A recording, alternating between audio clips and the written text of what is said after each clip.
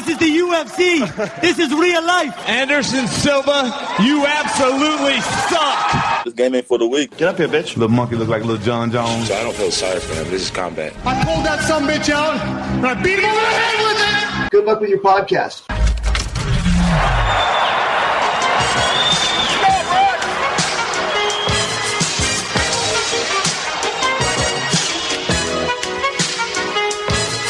This is it, what? New genie pouring from the sky, let's get rich, what?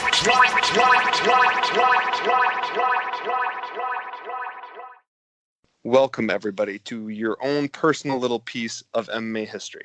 This is the debut episode of the MMA for Money show. Currently, we're going to be broadcasting to you on YouTube, Stitcher, basically anywhere you could find podcasts except for iTunes. We need to hit a certain threshold before that's available on there for you guys. You may know me. I am MMA State of Mind on Twitter, or Bob Voss, your friendly neighborhood garbage man. Any combination of those things. I've been somewhat ever present on the MMA Twitter sphere, especially in terms of betting for the last 8 or 9 years. You may or may not have caught me on multiple other podcasts, but you know what? We got one going. And you know what? There's no one I would rather have here with me to help break this stuff down and the way we're going to do stuff for this show than Mike Copenhaver, or M. Cope. Mike, how you doing?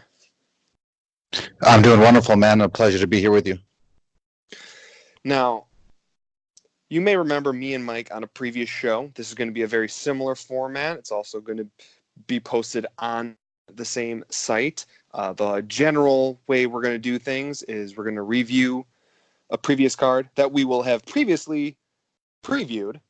But so we're going to do that this time, since last time, the previous show, we previewed UFC Vancouver, so we will go into that first. Then we'll do minor announcements.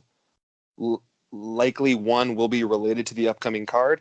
Sometimes breaking fight news. Currently there isn't any. And then we'll preview the upcoming card with at least a unanimous pick and or bet, or each of us may have one. There may be more in there, but you will at very least have one bet per show, which we will review the bet at the end of the show. Now, going into UFC Vancouver, which happened this last weekend, both me and Mike here really like Jim Crute. And I think he very much showed why we liked him. He showed a lot of promise early in the early goings. Even though Serkinov was able to get him down, he was able to straight just muscle the guy off of him twice and get into an advantageous position. But one of the biggest issues is he got so aggressive when he got into those positions to try to get a finish that he would get re-reversed and put into a bad spot. Serkinov's chin is still a major issue going forward, but I think Crute has a decently bright future, given how young he is and how limited light heavyweight is. Mike, what's your impression on that fight? How did you think he did? I know he kind of failed us a little bit because we had a bet on him at near even money, but how do you feel about him going forward? The fight was, and I guess, how do you think about Serkinov even going forward? Well, I mean, the fight was a great fight. Crute still has a lot of upside, and Misha definitely doesn't have as far as an upside to me after showing those chin problems again. Crute just got just super aggressive and overzealous in those positions. And with jiu-jitsu, it's position before submission, or in this situation, position before ground and pound. If he would have just secured his position better and instead of trying to strike so fast when he reversed these situations, it wouldn't have panned out so badly. But I mean, you can't even get mad at getting caught in what he got caught in. It's just amazing that Misha could even pull that off after getting pounded. And I'll give him props to that. And it's just, it is what it is. Hopefully Crute learned a lot from this fight, and we can see him in the future face someone that we can bet him. Well, and I can really see his, we didn't talk about this previously, but he trained with Robert Whitaker and in his camp a lot for this fight. And I think you can really see that starting to rub off on him. Because, I mean, obviously Robert Whitaker was not a collegiate wrestler, but he has since shortened up a lot of those shortcomings he had in that category. And I think Crute is starting to go along with that, because Serkinov is before anything, Serkinov is a judo black belt. And it's one of the reasons we thought that Crute was going to win this fight is the fact that Serkinov has fallen so in love with his striking and his chin is nearly non-existent. We thought it was going to be an easy finish. But I just liked him in those ground positions. Like you said, like going back to what you said, he absolutely needed to solidify his position first before he started going for any of those bombs or any of the things he was throwing. It's like as he was just easily reversed in those situations. Then now the next fight we're going to talk about from UFC Vancouver is the Uriah Hall versus Shoeface fight. I have a little bit of issue with this fight. We didn't end up betting it, but I know both you and I were fairly high on Shoeface, and we really thought that he was going to win. We actually sub him, and I thought he got really close to doing it in the first round when he was on Uriah Hall's back. I'm not saying I am the best at judging and decisions, but I've watched this fight 2 or 3 times, and I thought Shoeface clearly won 2 of the 3 rounds and was actually surprised it was even a split. Like, he had full dominance of position and even threatening with submissions for 3/4 of 2 of those rounds, like clearly taking them. Yeah, he got dropped in the second, so I was just thinking that's probably they threw them that way. But in general, I thought he was pressing the action and advancing, and yeah, was just kind of shocked by the decision. Do you agree with that decision, disagree, and just overall thoughts on that fight? Yeah, that fight, I had scored it for Antonio Carlos Jr. as well. I thought he'd get it done via sub inside distance, so it didn't matter really in that way. But I thought he had 2 rounds to 1. I know that Hall had 1 really good round, but then even then, if he had 1 good round, then it's a draw, to me. So they don't give enough draws out, and it really upsets me. I mean, there's a lot of fights that they don't have to give a fighter a point over the other fighter, and I just don't understand why they don't do it more often. And then all of a sudden they'll throw a draw in a fight where we saw someone that we clearly won. So what's the draw for? So it's frustrating, and it's no different than getting screwed in the Barbosa fight. But Barbosa clearly won because he struck better. Maybe the cut that Hall gave Carlos Jr. gave the judges a little bit of gory points. I don't know, man. Yeah, it's beyond confusing to me. And actually, I hadn't even thought about that, but I agree with your point on draws. I don't understand what the need to not score a draw is, especially when the rounds are beyond close. I mean, I know there's certain refs out there, fairly high-profile refs, that have said in the past, if you have to score around a draw, then you shouldn't be judging. But I don't think that's true, because certain things aren't equal. Like in this fight, it's like there were large portions of the fight where Hall was just getting dominated on the ground, like positionally, all that stuff just being nullified and controlled. But he obviously did a decent amount of damage early on. So even if you weigh damage more, at what point does a third the damage compared to the control start to balance out? So I don't know. I guess that was me kind of spitballing, but I'm agreeing with you. I think there needs to be more draws, just more 10-10 rounds in general, and get a little bit looser on the 10-8s, which they were supposed to start doing recently. And you've seen a few more, but nowhere near as many as I would like to see, as well as the 10-10 rounds. Now in the next fight, I apologize in advance. I'm going to butcher this last name, because just when I thought I was starting to understand the way Brazilian last names go, this guy had to completely mess with me. So Michel Pereira, I'm going to go with, just because it's the 1R rather than the 2, but I'm likely wrong on that. I apologize. Versus Tristan Connolly. I originally stayed away from this fight mainly because late notice, and Pereira was on at such a huge such a huge favorite against Tristan Connolly, who had stepped in his native Canada. And I think I only saw one person right out picking Tristan Connolly, CJ Safdie from the Dogger Pass podcast. He had picked him, but other than that, I didn't see a single person. So I just stayed away from it. So Mitchell, I'm gonna go with that, misses weight. After he misses weight, does a backflip celebration at the weigh-ins, which he doesn't quite make, and then does so much capoeira style movement in the first round that he gasses. Later on says that wasn't the reason that he gassed. I guess, is he just a UFC hype job or like a legit talent? Like, I'm not saying like he's going to fight for a title one day, but like, is he even going to stick around in the UFC? Yeah, I mean, I I'm not gonna lie, he's super entertaining. I mean, I knew though after watching my brother, being in a couple UFCs, I know that adrenaline dump and how much it takes to just give that performance even before he got in the ring.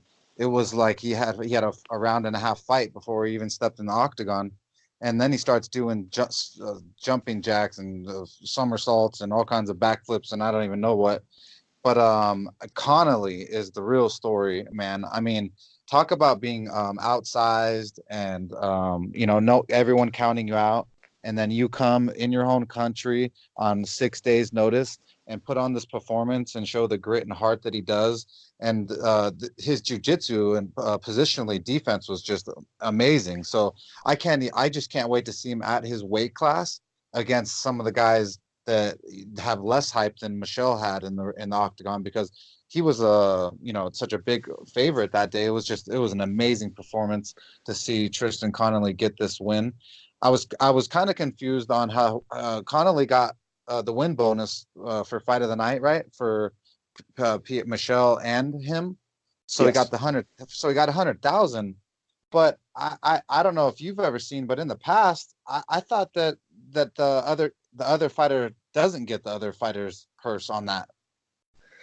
Yeah, I don't know. Like, apparently it's much more of a missing weight thing. Like, they were very upset about him missing weight. Yeah, I don't know what the precedent is, but that was their reasoning for doing it. But I agree with you. I'm pretty sure in the past I have seen it where even though the guy missed weight, he still got the bonuses. But now they're making all these random rules on if how you can or cannot get a bonus that are somewhat secret. Apparently, like if you remember, I want to say it was 3 to 4 years ago. Iaquinta had said because of him trashing a hotel room that he was going to be ineligible to win a bonus for like 3 or 4 fights, which, as far as I Yeah. know, isn't any like solid rule. It's kind of like situation dependent. So yeah, I'm not really sure about that. But that was a point we're making from before when you were talking about the size thing. It's not just that Michelle missed weight. It's that this was a welterweight fight. He missed by 2 pounds. He used to fight at middleweight, so 185, so 170 to 185. But either way, Tristan Connolly has fought as low as 145 and more recently has fought at 155. So all hydrated up, there was likely a difference from anywhere between 20 to 30 pounds between these guys, and Tristan Connolly still pulled it off. So, like, what's your thoughts on Tristan Connolly going forward? Canada's always looking for a big star or a new star. I'm not saying he's necessarily that. This is super early on for that. But, like, just skill-wise, how do you see him falling in the division, especially when he goes to lightweight like you talked about? Well, I mean, I got a little bit of inside information. My buddy, he was actually on the commission for UFC Vancouver. His name is Justin. He was a scorekeeper for the fights.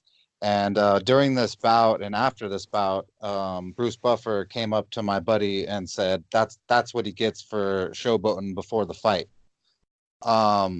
And so obviously Bruce Buffer wasn't a fan of the dancing and the showboating, and he's been around this octagon for a long time. So it was pretty cool to hear to have my buddy send me the screenshot of his badge and then tell me the little conversation he had with Bruce Buffer.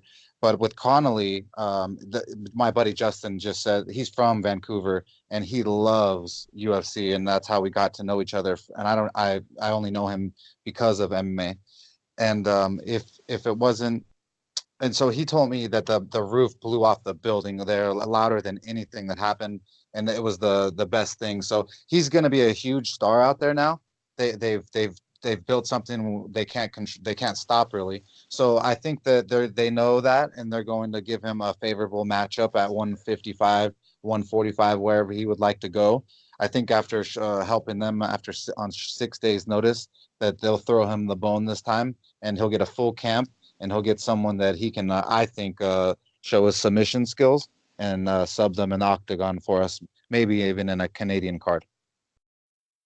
Now, going a little bit further on the card, we have the return of Todd Duffy after 4 years away. He had minor health issues, minor injury issues, minor fight booking issues, a little bit of everything.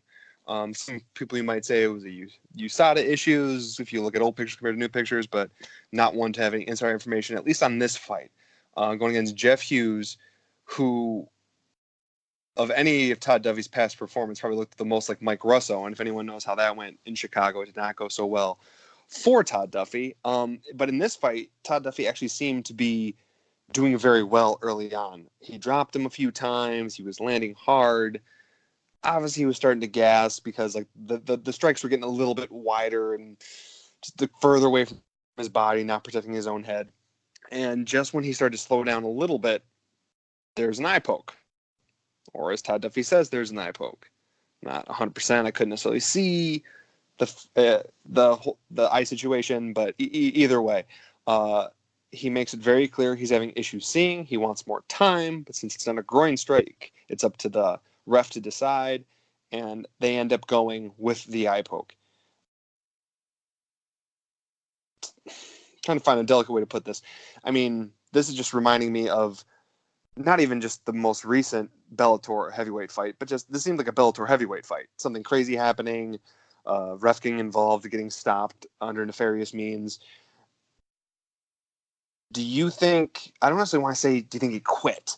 But I guess, what's your thought on the fight, how Todd Duffy did, how Jeff Hughes acquitted himself, and just over the whole eye poke situation? Well, my opinion is that Todd Duffy 100% bitched out. There's nothing in me that could convince me that he did not want to give up in that fight. I mean, I saw maybe a slight poke, but then I saw more of a push away. I mean, I worked on the ambulance for many years, and I've dealt with sick people, concussed, bleeding, whatever it may be. So I kind of know when someone is altered, or when someone's strong, or when someone's given up and they're not going to make it. Well, what you can see when Todd Duffy, he was verbally giving them the words to that would trigger the doctor to come in, then and then say, "Oh, I'm seeing double." And so, I mean, there's tough fighters, and then there's Todd Duffy fighters. Todd Duffy's going to get his ass beaten in his next fight. Mark my words. He was going to lose this fight because I was on Jeff Hughes. I liked him. I picked him, I believe, on the podcast on a quick pick. But I 100% Todd Duffy bitched out. He definitely didn't look bad for the first 3 minutes or whatever. He looked decent, but he looked so winded and scared and forgot what it was like to be in there, and was so gassed. He was looking for that way out, and he found it. Definitely a possibility. Him no showing any podcast or radio interviews the week after the fact isn't looking too good for his case. Now, going to the co-main event of UFC Vancouver, we're going to talk a little bit about Glover Teixeira versus Nikita Krylov. Now, I've been high on Nikita Krylov for a very long time. I've been waiting for him to hit that peak on where I think he can be. But I don't necessarily think it's championship level, but kind of how when he's on his winning streaks, he seems like he's the guy. He seems like he's the guy that has the exciting fights, has the finishing ability. He's going to go for broke every time. So he's going to be a tough out for everybody, which is going to keep him in, let's say, the top 5 of the division. But then you have a fight against Glover Teixeira, where as much as Glover Teixeira has that veteran savvy, and he used it for sure, he just out-techniqued him on the ground. And, I mean, Krylov seems to be, the superior athlete, but I just don't know if he's ever going to, shorten up those... I was about to say shorten up those shortcomings, but sure, why not? We'll go with that. I don't know if maybe a camp change will do. I don't know much about his camp, but it's definitely not one of the main ones. So I guess what's your idea on the fight, the matchup? I know you liked Krylov. I did too. I got scared away just by how smart Glover's been with how he's fought at the past few hype jobs. And then as far as Nikita Krylov, I guess, is he all or nothing? Is he the fighter that is going to go all out and get that first or second round finish, or he's just going to lose? What do you think about that? Yeah, I mean, he reminds me of White OSP right now. So I just he just disappoints me. He's got a lot of skills. He gives me 1 or 2 rounds every once in a while. He shows up and looks good for those 2 rounds, and then he doesn't show up at all. I'm so disappointed in him. I'm very thankful that I've made a rule a long time ago that I've repeated many times, and this will be the first time on this podcast, is I do not like fading the OG fighters. And Glover Teixeira qualifies times 10 for the OG MMA fighter. They're too savvy. They're too skillful. They're like the Diego Sanchez that just don't want to die when you want them to die. Like they just keep coming. So that one little rule of mine saved me because I love Krylov a lot personally. And if I would have put my heart on it, I would have ate my ass and everything. So I think that thankfully, like I said, you make certain rules. And another rule that I have is heavyweight fights. I don't like betting heavyweight fights. It's very, very rare where I'll ever give one out.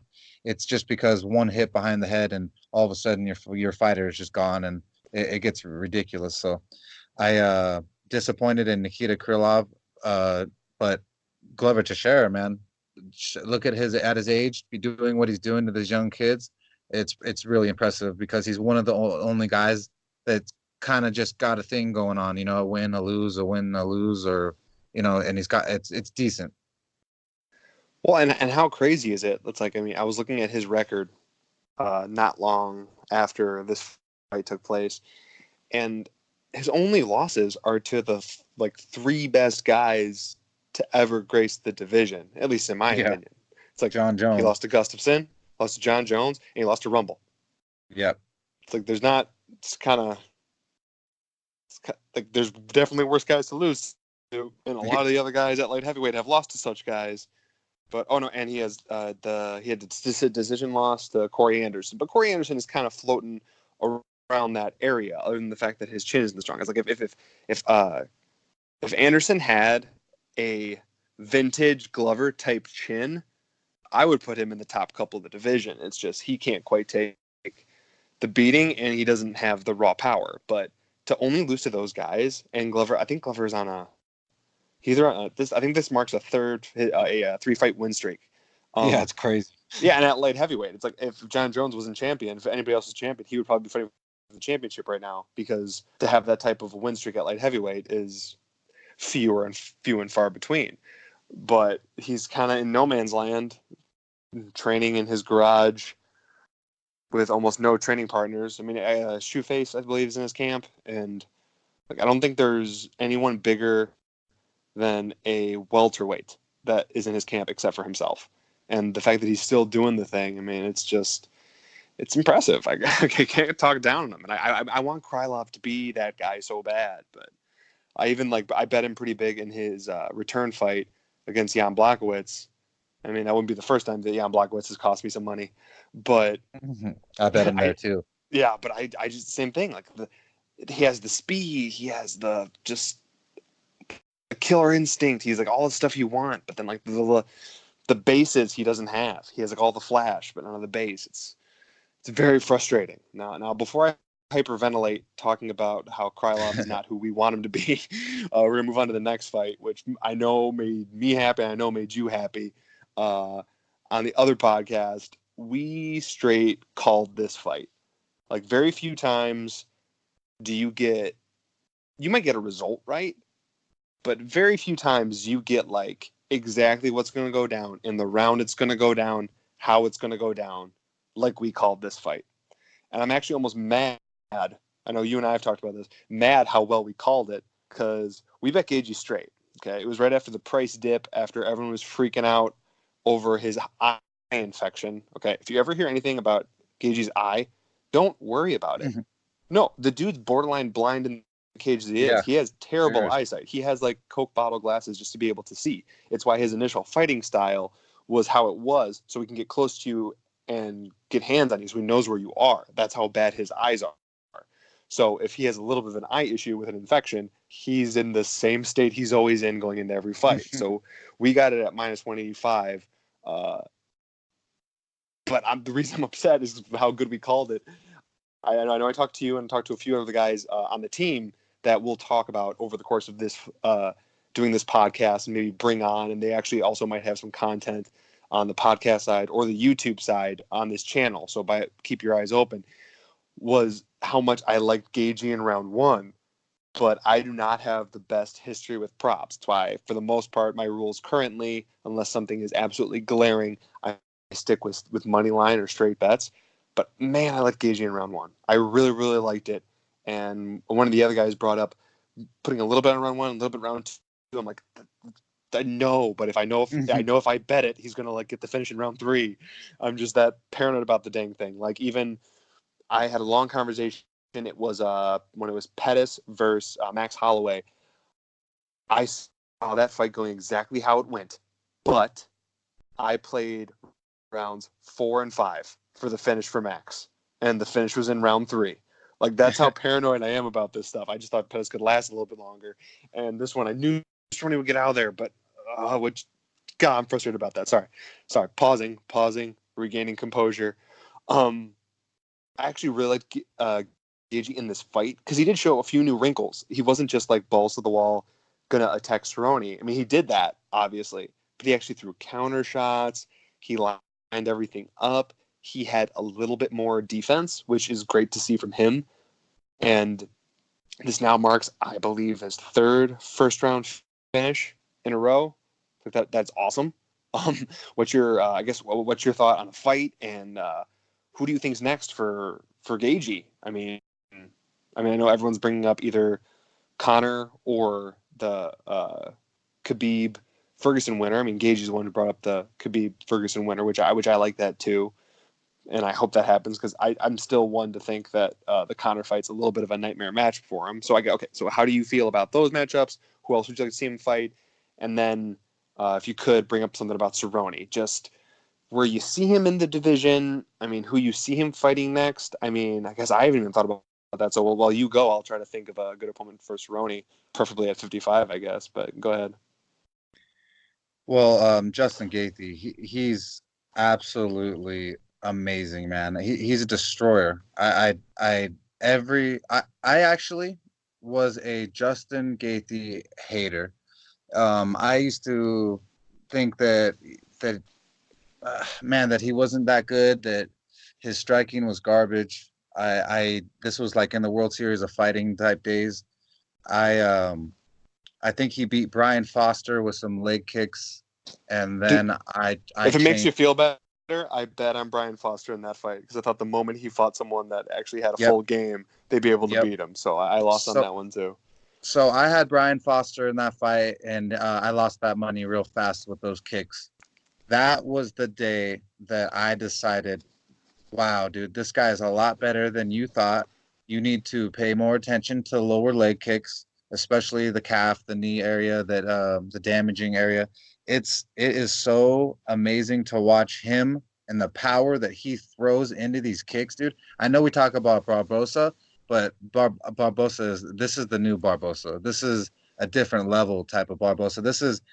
It's absolutely devastating what he's throwing into these leg kicks, and it's just leg kicks. And then, not to mention, he's a world-class wrestler. Like you and I called, I knew that Donald Cerrone was going to be in big, big trouble. Justin Gaethje's wrestling is top-notch. It's better. That was going to be better than Donald Cerrone's every bit on that, and any day. We knew that. So then I knew that Donald Cerrone also had body shot problems. He does not like being pressured. And so we called that to a T. Justin Gaethje impresses me more and more every single time he goes into the ring. The way he finished Donald Cerrone, and when Donald was on his knee, like on all fours almost, I think maybe with three points down, and he was just looking upwards with his eyes basically ghost because he's still not there, but he's trying to stop the next punch. It was an amazing, amazing performance. I'm so glad that you and I are one of the guys that were on Gaethje for that, because a lot of people were just on Cowboy because he's Cowboy. Who I'd like to see for Gaethje next, I want to see the winner of Khabib versus Tony for sure. I think that if it is Khabib, that Gaethje is one of the guys that could possibly beat Khabib because his wrestling is so world class. We don't even get to see it. So, I mean, then I think his striking is better than Khabib for sure. Kicks. So I think it could be a great fight. So I want the winner of Tony Khabib, and I like Gaethje. I'm high on him, and for Donald Cerrone, I it was a great performance. I mean, it was what Dana loves. A guy going out there and putting on a show for him to get paid half his money. So it's kind of sad, and it was fun to watch in the same bit. I don't know, but Justin Gaethje was so confident walking into the ring that it was amazing to see.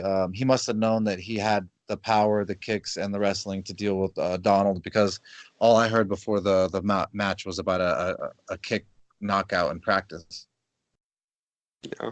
And I guess for a future match for Cerrone, the one thing that's coming to my mind is Kevin Lee, who's coming back down to lightweight.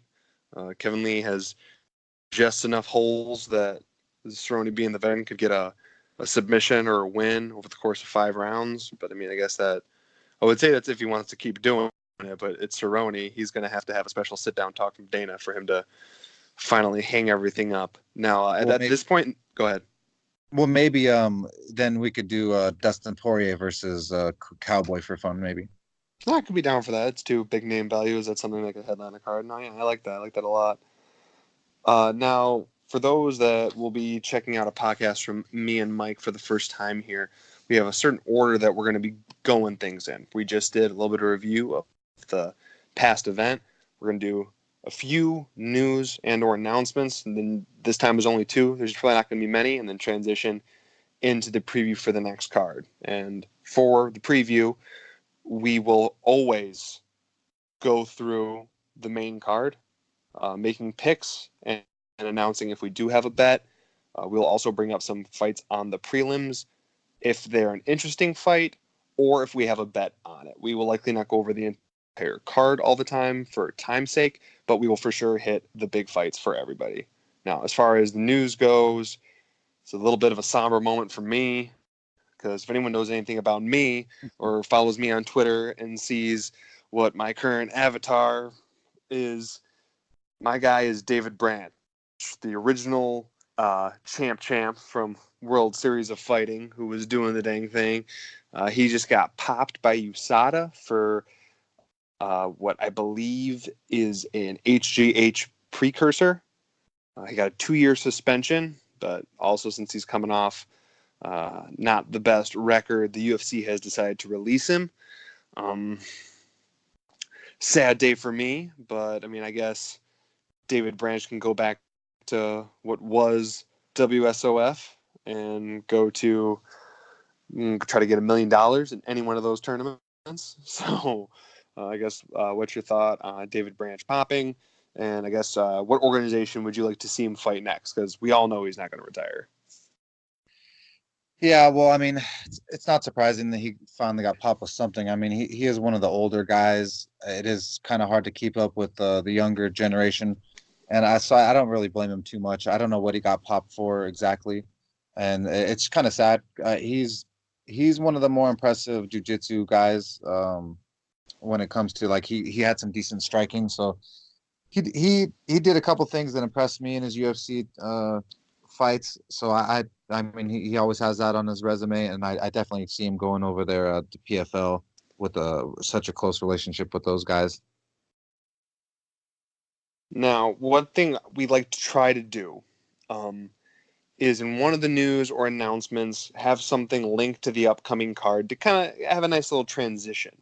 Now, if anybody was a fan of the sport in 2012, obviously not that long ago, but in the early goings of the Fox deal, Jeremy Stevens got put in jail for having an outstanding warrant for his arrest. Now, this is a big deal because he was also supposed to be main eventing a Minneapolis card against Dean Thomas. Okay? Now, Dana loves Jeremy Stevens. Always has. Stevens has been in the UFC since 2007 when he was 20, I think. So Dana was this is the part of the story that not a lot of people know. They know that Dana tried to bail him out. And that was the extent of it. They heard that he went to great lengths to try to get him out. He wasn't actually ever able to get him out. But the little tidbit of news that came out today on SB Nation was that Dana was currently in a meeting with Ronda Rousey. So when this all went down, he went with Ronda Rousey. He grabbed $150,000, went to this jail to try to bail him out, and they still wouldn't release him. Now, first off, that's just absolutely bonkers and crazy, and just bringing up a nice little tidbit of the B side of our main event. I'm only saying B side because it's in Mexico and he's fighting Yair Rodriguez. Now going into that actual fight card, this is for UFC Mexico City. Now, the first fight we're going to talk about was brought up by Mike, so in a little bit I'm going to tee him up to talk about it for the most part. But it is Angela Hill against Ariane Carnelossi. Angela Hill is the minus 150 favorite. Ariane is plus 130. Angela Hill is a Muay Thai fighter who also likes to get pushed up against the cage by stronger people. Now, go ahead, Mike, because I know you have a little bit more insight on the actual matchup itself. Yeah, Ariane Kalasi, she is a really, really aggressive girl. She, if you go and watch tape on her, she is very, very much like Jessica Andrade, but I think has a little bit better striking earlier on. So I just see this as a very good debut against Angela Hill, who we all know is very, very small. She thin too. She doesn't have a good base. She's pretty easy to back up against the cage and throw bombs to and knees. If you look at Carnelosi's tape, the way that she throws knees in the clinch and the way that she throws punches, she throws them to hurt somebody. She is not playing games. I see her as a very good value as an underdog. I think that in girls fighting in general, they should almost all be pick'ems. I know they got Angela Hill as the favorite because she's just had more UFC fights, right? Well, it doesn't mean that she's going to be able to take these knees to the body from Ariane. If she lands a couple of these knees to the body that I'm talking about in the devastating fashion that I know she can, she's gonna hurt Hill pretty bad. So I don't know if she's gonna finish Hill, but I think she can get a decision win and press some people. So I think if anyone likes a little underdog shot on the girls' fight, I think this Ariane chick is definitely value. So if you had to pick one based off value, who would you pick in this fight? Oh, Ariane Carnelossi. I money line. I just see her winning. Maybe Hill could win the first round, but that's going to be Ariane's best round. So I just don't even see her winning the first, and that's me being a little biased, but I think that this is a great spot for Ariane to unload on Angela. I'll agree with you there. And so I'm also picking Ariane. Now, these picks are not bets. These picks are just the sides that we like, sometimes with the odds favored in, and sometimes just the matchup. But when we do have bets, we will let you know, and then we'll also review those at the end. Now, the next fight is Martin Bravo for Steven Peterson. It is currently minus 110 apiece. Pick 'em fight. What way are you leaning in this one? Well, the only thing that scares me is this is in Mexico City, and elevation is a very, very big factor. So the cardio in this matchup is obviously is a native Mexican versus a white guy from the USA. So I don't like the fact that Bravo probably has the cardio advantage, but Steven Peterson has, I think, the better striking, and I think has good enough takedown defense to withstand Bravo. Bravo does not have a good chin. He's shown that, I think, when he got clipped and knocked out in his tough finale fight, and I would favor Steven Peterson in this. I like his aggressiveness and his striking. This is where we have a little bit of dissension. I'm actually going to go with Martin Bravo on this one. Again, this is just a pick, partly because of the fact that it's in Mexico. Not necessarily even the cardio and the elevation, although I do think that will be part of it. I just think there's a series of fighters on this card. There's the two main gyms in Mexico, as far as I'm able to ascertain. And Martin Bravo is on one with probably 3/4 of the other card. And I just get the feeling that if it's close at all, which I think it will be, I think this is actually going to be a really, really good, entertaining fight, but close, that the decision is going to sway Martin Bravo's way. So that's the reason I'm leaning for him, even though I do agree that Peterson is the better striker. I just think if it's close at all, which it has a chance to be, the judges are going to go with Bravo. So as far as a pick, but no bet, I'm going to go with Bravo. Now, in the next fight, go ahead. You got to factor in the home cooking, just like you said. Oh, absolutely. Okay, now this next fight, I highly doubt we're going to disagree on this one, but is this borderline embarrassing how much of a showcase fight this is going to be? Okay, this is Irene Aldana versus Vanessa Mello. Okay, now Irene Aldana is minus 535 against Vanessa Mello at plus 420. Now, when they first brought in a bunch of the female Mexican fighters into the UFC, the two people they were grooming from the beginning who trained in the same camp is Irene Aldana and Alexa Grasso. Alexa Grasso had a little more success early, but either way, they've been grooming these two women. And I'll just go ahead right away. I just think it's an absolute showcase fight. They want her to do well. They want her to be a star here. And I'm not any breaking news here that I'm going to pick the gigantic favorite, but I think she's rightfully the favorite. Minus 535 is getting a little bit crazy, but at this point, everyone's parlaying her up. But I think she's superior almost everywhere and is probably going to cruise to a pretty wide decision. No home cooking needed for this one, in my opinion. What do you think, Mike? Yeah, I've been following Irene Aldana and Alexa Grasso since they started this little journey, and the UFC started grooming them like you spotlighted. Who is Vanessa Mello exactly? And her debut fight is versus Irene Aldana. I mean that doesn't sound or look good. Aldana should style on this girl and do whatever she wants to do to Caramello, Vanessa, whatever her name is. And I just the UFC wants Aldana to win. She's a star in the making, for them. And I 100% this is a parlay piece. And the only way this gets broken up is some crazy judges. Oh yeah, and because Irene Aldana has shown a pretty good chin. Her boxing is crisp. She's got decent sprawl. She actually moves fairly well laterally. So and even just being able to move laterally and strike, that's going to put you ahead against 3/4 of the female divisions.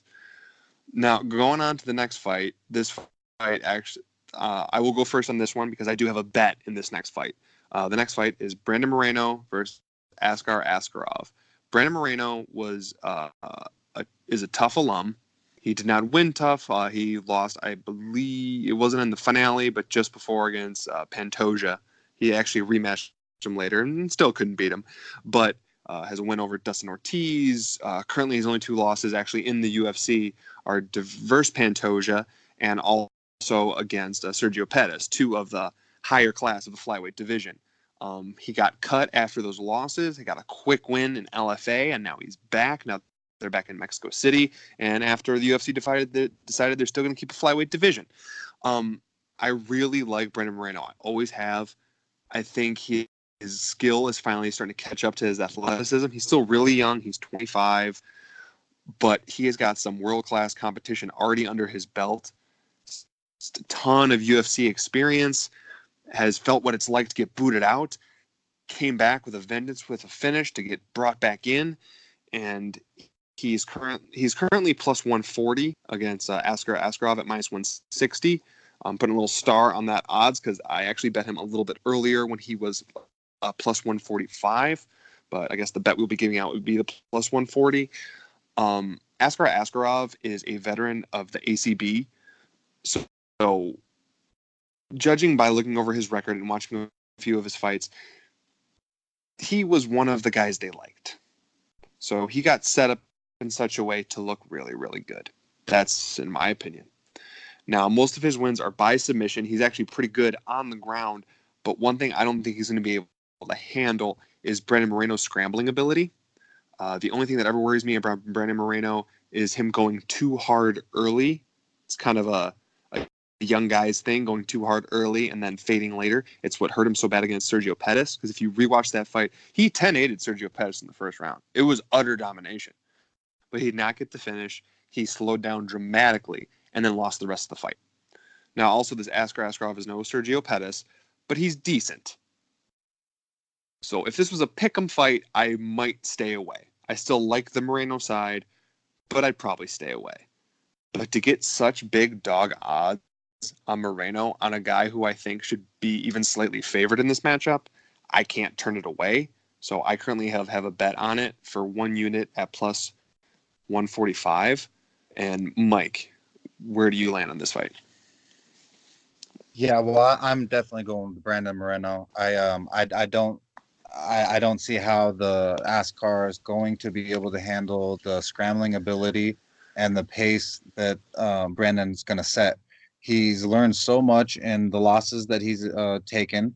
2 of them are from the same, or two of the last 3 are from the same guy, and Alexander Pantoja, and that's because his Alexander Pantoja is a world-class black belt, which then checkmated Brandon Moreno's world-class jiu-jitsu as well, So that was frustrating for him, and so I the experience edge-wise is all over Brandon Moreno's side. The jiu-jitsu to me is going to be on his side as well.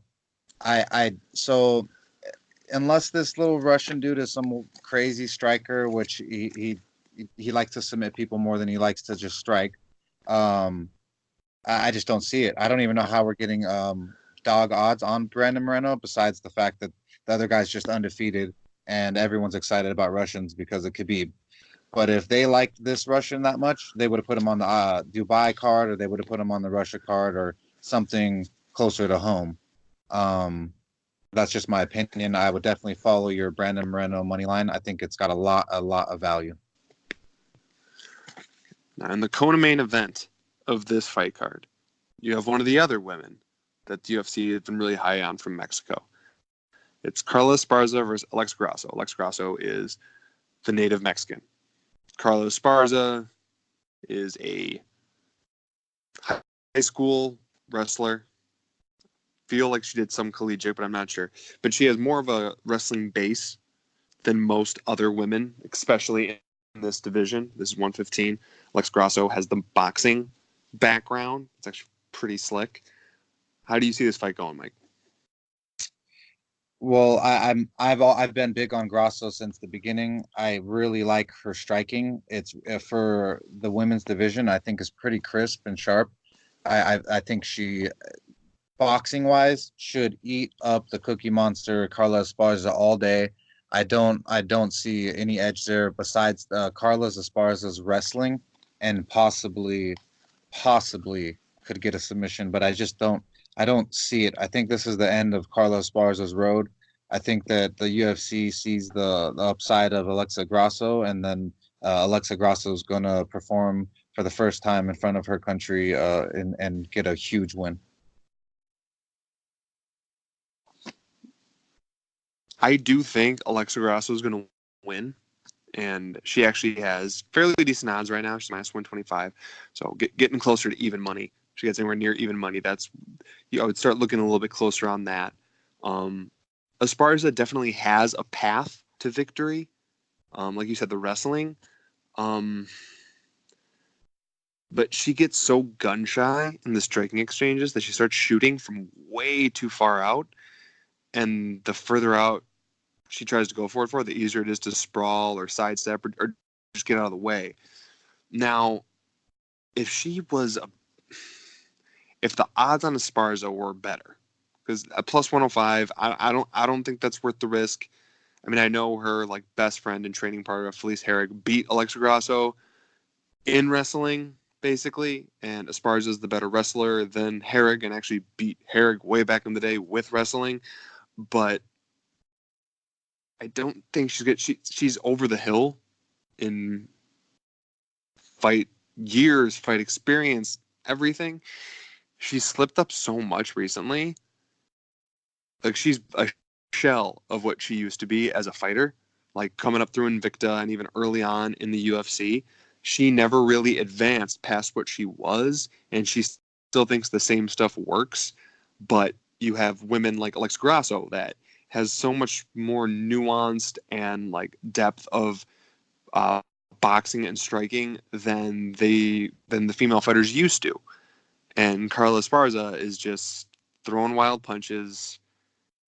And yeah, I do think that she can get Alexa Grasso down if she gets in the right position. I do think she can get her down. I do think she can hold her down. I don't think she'll do the damage to finish her, but similar, like we talked about on an earlier fight card, it's like if this goes to decision, Grasso is almost guaranteed to be going to be doing more damage to Esparza.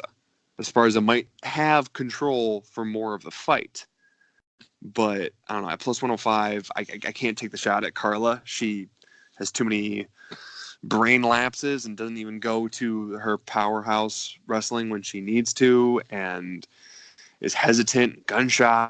So honestly, even when I was gonna start talking, I was thinking of just bringing up Esparza because she's a dog and all that stuff. But I don't know, man. I think I'm just gonna have to echo what you said. I don't think I'm gonna have to go with Grasso. I just think, given where she's at, given her boxing, given the camp that she's at, her training partners, and just the likelihood of judges' favoritism, I guess you got to go with Grasso.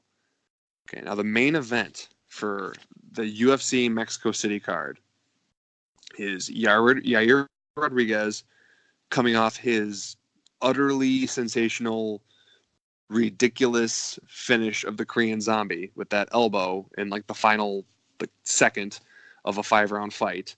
Granted, that was 10 months ago, but either way, against Jeremy Stephens, who is actually on a little bit of a skid. He is on a 2-fight losing streak. I believe it's at 2, it becomes a streak, maybe 3. Either way. Yair Rodriguez is minus 105. Jeremy Stephens is minus 115. Mike, how do you see this fight going? Well, this is going to be my bet for the card. I absolutely love Yair Rodriguez. He's the type of mixed martial artist with some flash that I can get behind, unlike Michelle Pereira, that doesn't have it all to back it. I think that Yair is so devastating in so many different ways and so diverse that Jeremy Stephens, just like he got styled on by Zabit last fight, is gonna get styled on all over again by a different guy with a different style. I don't whether it's kicks or a punch or some spinning kick, whatever it wants to be from Yair. I mean, it's gonna be amazing in my eyes. I just don't see Jeremy Stephens wanting to take the body shots that Yair can dish out with kicks and punches. And so I think it's going to add up over time. And I just think that Yair can, I think he's going to win this fight easily, but almost possibly finish Stephens. So I'm going to be laying down the money line for Yair Rodriguez, and I got him at negative 113. I don't know what he's at right now. He is currently minus 105. So that's actually a good thing. So anyone listening to this now, so it's actually gone down a little bit, which is good for you. It's like you want the closer to even money or even plus money if possible. In terms of this matchup, from my point of view, I echo a lot of the same things Mike said. I'm going to focus a little bit on Jeremy Stephens because as good as Yair is, and he's very good, I think it's some of Jeremy Stephens' shortcomings that are going to be the way this fight goes. Jeremy Stephens is a pressure fighter.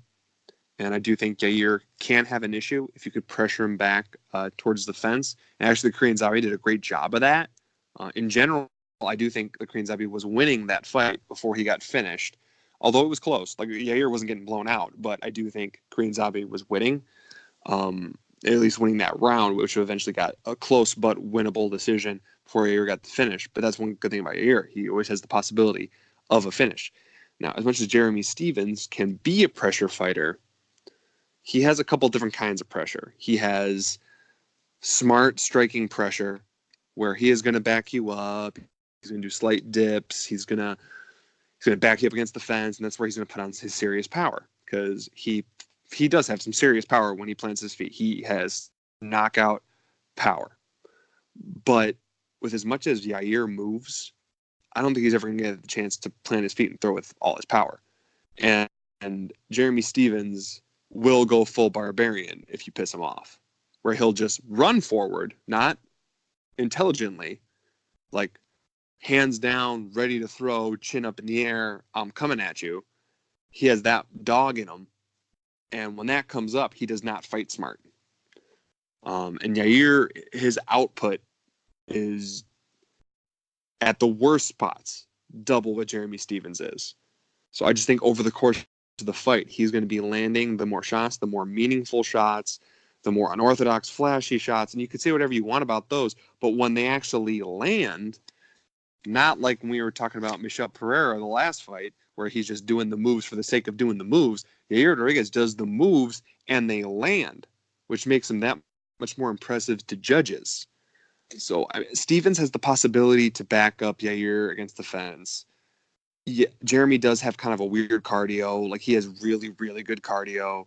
Like, it's borderline. It's very, very impressive. I got to give him that. Since he got down to 145, with all the additional running he does to maintain that weight and all the other stuff he does, moonlighting, doing some stuff with Tony Ferguson, and just, he's got it.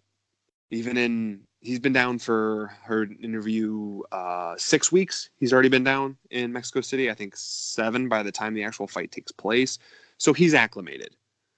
But I still think all of the X factors are in Yair Rodriguez's favor. I'm holding off on a bet a little bit. If he even touches plus money, it will have to be an auto bet. Another thing that you'll see on the MMA for Money Twitter is it will share all of the guys that have a connection to the site or to the show, and it will share the bets that they make on Twitter, because we will only give 1 to 2, at most 3 official ones for the podcast. But sometimes we do add other bets later, and also other guys that write for the site who are in relation with the site will also give out plays, and those will get retweeted as well. So you have all the action you could ever want on a fight card. Now, to review the bets that we have for this fight card, in terms of me and Mike, I have a bet on Brandon Moreno at plus 145 for 1 unit. So that's 1 unit to win, 1.45 units. And Mike has a bet at the money line. He got it minus 113, but now is minus 105 to win 1 unit. Okay? So as far as this goes, you have 2 possible bets for this card, and we both agree with both sides of there. So it's not quite doubling down, but it's close. Now, in closing, I want to thank everyone for listening to this. I want you to subscribe to our YouTube channel, which should be up or about to be up. In the future, I'd be asking you to rate, review, subscribe, the whole spiel once we're back on iTunes. But currently, we're starting in the new place. But before we say goodbye, I just want to thank you all for listening. And Mike, do you got anything you want to close out with us saying? No, it's just been a pleasure talking with you, Bob, and I hope that all you guys look forward to listening to us each week, and we'll provide you with a much clearer outline and something that you could consistently come back each week and listen to and get some good analysis. Yeah, we're up for talking on Twitter. We are going to try our best to give you guys great content on here. There's also other things on the pipeline that will be in related to the show and the YouTube channel and the website. Basically, it's just going to be more content for you guys. So again, thank you for listening to the MMA for Money show. Until next time, if you get a hankering for a little bit more MMA, go check out www.mmaformoney.com for additional write-ups and breakdowns of fights we may not have even covered. So go check it out. Peace.